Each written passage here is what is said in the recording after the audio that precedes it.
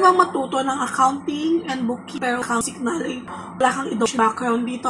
Guys, mo tong content creator na to. For sure, marami kang matututunan sa kanya. Eto guys, sa LinkedIn to. Sa LinkedIn, si Brian. Actually, sinishare ko yung mga post niya sa LinkedIn ko. Kasi I find it really helpful. Ito.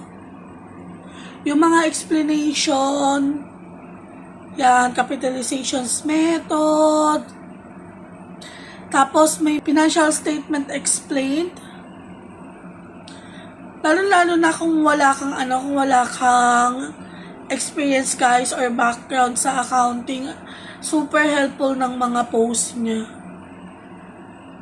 Follow nyo siya kasi kahit may mga times kasi na medyo nalilito ako. Ito, finance and investing cheat sheet.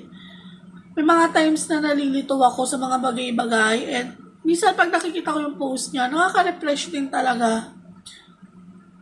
Dami pa yan guys.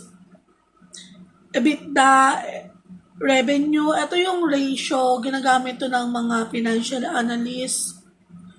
So, kung meron kayong plano mag-offer ng financial analysis sa client nyo, maganda siya.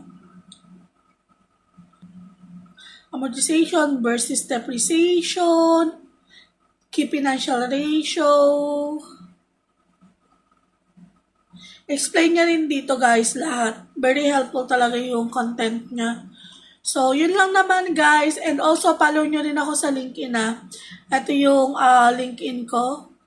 And then, follow nyo si Brian. Thank you.